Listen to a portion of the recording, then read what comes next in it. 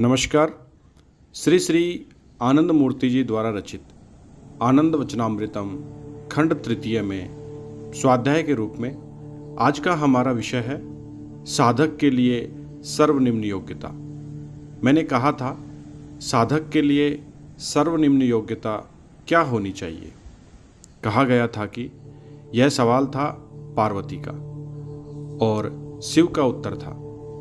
भगवान शिव ने कहा, शुक्रतैर मानव भूत्वा ज्ञानी चेन्मोक्षमाप्नुयात्। अर्थात मनुष्य अपने कर्म के द्वारा जब मनुष्य का रूप पाते हैं वे तभी साधना के उपयुक्त होते हैं, साधना के योग्य माने जाते हैं। अब प्रश्न यह है कि यह जो मनुष्य है वह साधना के योग्य है या और भी कोई गुण रहना चाहिए, जैसे उम्र, शिक्षागत योग्यता, एतद ऊंचाई जैसे होती है ना ऊंचाई, इसमें होनी चाहिए।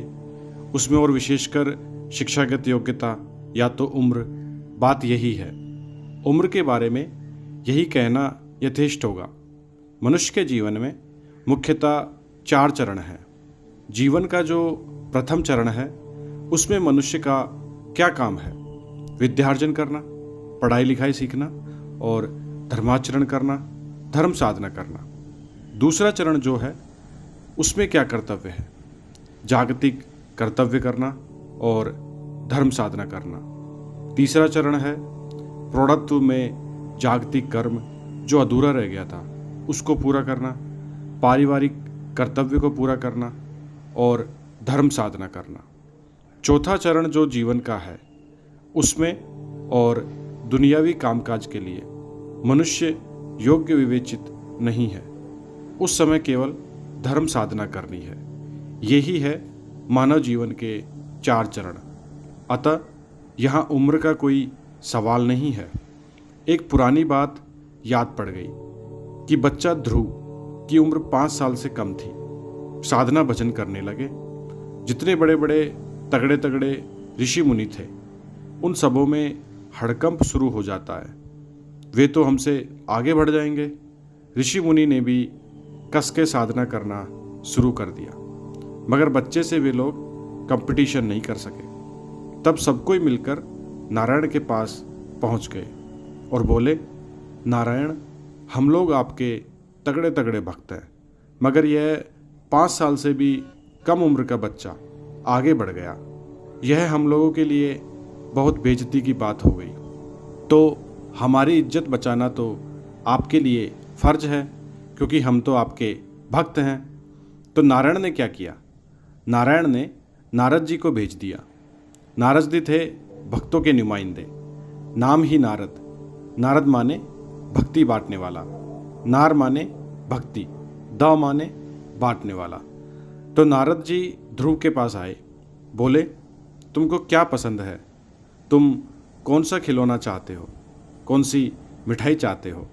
वह बोला, खिलौने मिठाई जो आपके पास है आप ही के लिए है, उसकी कोई ज़रूरत नहीं है। नारद जी तब बोले, और क्या चाहते हो? राज्य चाहते हो? साम्राज्य चाहते हो? बोलो, तुम तो अभी बच्चे हो। जब उम्र अधिक हो जाए तब साधन भजन करना, हाथ में काफ़ी टाइम है। ध्रुव ने कहा, कौमार आचरेत प्राज्ञ धर्माण भगवता नी है, दुर्लभम मानुषम जन्म तदप्य ध्रुवमर्थदम। देखिए नारद जी, आप तो बड़े बुजुर्ग हैं, आप हमसे अधिक जानते हैं। केवल आपकी यादगारी के लिए कहना है और कोई बात नहीं।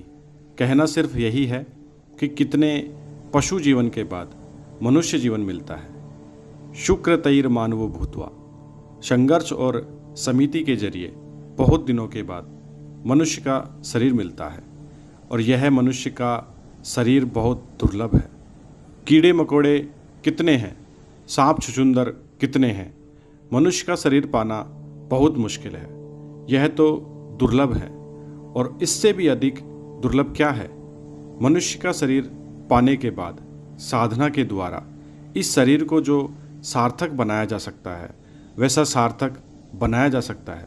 वैसा सार्थक शरीर तथा सार्थक जीवन और भी दुर्लभ है, क्योंकि श्रवणयापि बहुभिर्यो न लभ्य, शृण्वतो अपि बहबो यम न विद्यु आश्चर्यो वक्ता कुशलोऽस्य लब्धाश्चर्यो ज्ञाता कुशलानुशिष्टा। मनुष्य का शरीर पाने के बाद भी धार्मिक प्रवचन सुनने का मौका बहुत कम लोगों को मिलता है, और जिन्हें यह मौका मिलता है उनमें से बहुत कम लोगों में साधन भजन करने का आग्रह उत्पन्न होता है।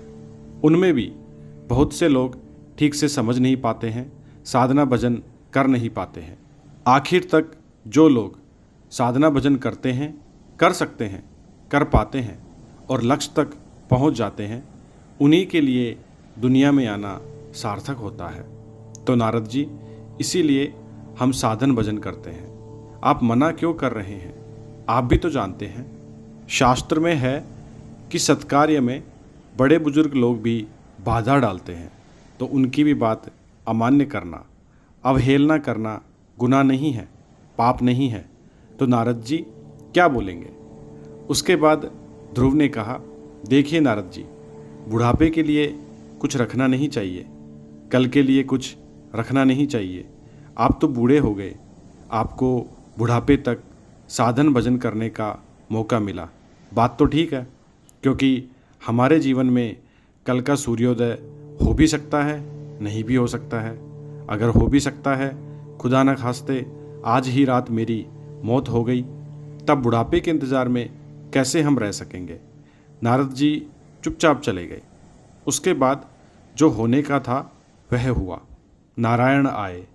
ध्रुव का कहना था कि धर्माण भगवता नी है, यह भागवत धर्म बचपन से ही करना चाहिए, तब अधिक समय मिल जाता है। और भागवत धर्म क्या है? अब इसके लिए क्वालिफिकेशन भी क्या है? क्वालिफिकेशन, हाँ, प्रयत्न। हमने भगवान के हाथों आत्मसमर्पण कर दिया। भगवान जैसा चाहेंगे कराएंगे, हम वैसा करेंगे, जैसा कराएंगे हम वैसा चलेंगे। बचपन से यह बोध जिनमें हो गया वही है प्राज्ञ। भागवत धर्म क्या है? विस्तार, रस, सेवा। मनुष्यों में कुछ सहजात वृत्तियां हैं। तुम लोग जानते हो कि जैसे मनुष्य हैं वैसे ही पेड़ पौधे भी हैं। कुछ ऐसे लक्षण हैं जो पेड़ पौधों में भी हैं, अन्य जीवों में भी हैं, मनुष्य में भी है। ऐसे गुण हैं, ऐसे लक्षण हैं जो पेड़ पौधों में नहीं है मगर और जीव में है, जंगम जीव में है, चलने वाले जीव में है, मनुष्य में भी है। और कुछ ऐसे विशेष गुण हैं जो सिर्फ मनुष्य में है, अन्य जीवों में नहीं है। इसलिए हमने कहा था एक बार कि कुछ लोगों का कहना है कि man is a rational animal. मनुष्य एक युक्तिवादी जीव है, मनुष्य एक युक्तिवादी जानवर है। किंतु मैंने प्रतिवाद किया। मेरा कहना था कि मनुष्य जानवर है ही नहीं, युक्तिवादी का सवाल ही नहीं उठता है। Human existence is an ideological flaw. मनुष्य का जीवन क्या है? एक आदर्शाभिमुखी प्रवाह है। इसलिए मनुष्य जानवर है ही नहीं। जैसे पेड़ पौधे और जानवर एक नहीं है मगर दोनों जीव हैं, जानदार हैं मगर जानवर नहीं है। जानदार और जानवर एक चीज़ नहीं है। मनुष्य में विशेषता है जैसे और जीवों में भी है, पेड़ पौधों में नहीं है। पेड़ पौधे चिल्लाते नहीं हैं, अन्य जीव चिल्लाते हैं। मनुष्य से और जीवों का पार्थक्य क्या है? विस्तार, रस, सेवा। मनुष्य का स्वभाव क्या है? बढ़ने का प्रयास उनमें है। अपने मन को जो हमेशा बढ़ाना चाहता है, जो विस्तार की अभिलाषा है, यह मनुष्य का स्वभाव धर्म है। कोई क्षुद्र बनकर रहना नहीं चाहता है, सभी विस्तारित होना चाहते हैं। और दूसरा क्या है? दूसरा है रस, तीसरा है सेवा। मानव धर्म में दूसरी चीज़ क्या है जो दूसरे जीवों में नहीं है? वह है रस। रस क्या है? रस माने फ्लो, प्रवाह। परम पुरुष अनादि से अनंत तक, अनादिकाल से अनंत काल तक उनका एक प्रवाह चल रहा है। यह प्रवाह क्या है? परम पुरुष का सहज स्वभाव। परम पुरुष हमेशा स्वभाव में स्थित है। मनुष्य भी चाहते हैं कि उनके भाव के साथ अपने आप को मिला दें। जब मनुष्य सार्थक होता है, सफलीभूत होता है, तब उनकी इच्छा की पूर्ति होती है, इच्छाएं पूरी होती है, अभिलाषाएं पूरी होती हैं, उनका जीवन धन्य हो जाता है। उसको शास्त्र में आप्तकाम कहते हैं। यह आप्तकाम बनने की अभिलाषा, यह तमन्ना सिर्फ मनुष्य में है और किसी जानवर में नहीं है, न पेड़ पौधों में है, न जानवरों में है। और तीसरा क्या है? सेवा। सिर्फ मनुष्य ही जानता है कि वह मनुष्य है, और पेड़ पौधे, जानवर नहीं जानते हैं कि उनका परिचय क्या है। रुपया नहीं जानता है कि उसका नाम रुपया है। आम का पेड़ नहीं जानता है कि उसका नाम है आम का पेड़। सियार नहीं जानता है कि उसका नाम सियार है। केवल मनुष्य जानता है, उसका नाम है मनुष्य। और मनुष्य यह भी समझता है उनका जो ओरिजिन है, उनके जो परमपिता है, उनके जो प्रेरक हैं, वे परमात्मा हैं। अतः हर जीव के साथ उनका भाई भाई का संबंध है। इस बिरादरी का ज्ञान रहने के कारण ही मनुष्य और जीवों से श्रेष्ठ है। तुम लोगों को मालूम है कि माता पिता खुश कब होते हैं? जब उनके बच्चों को प्यार करते हैं। ठीक वैसे ही परम पुरुष संतुष्ट कब होंगे? जब उनकी संतानों की तुम सेवा करोगे। तब मनुष्य यह समझता है कि मनुष्य की सहजात वृत्ति है और लोगों की सेवा करना, और केवल पेड़ पौधे या जानवर ही परमपिता की संतान है, वैसी बात नहीं है। केवल मनुष्य ही परमपिता की संतान है, वैसी बात नहीं है। जानवर और पेड़ पौधे भी उन्हीं की संतान है।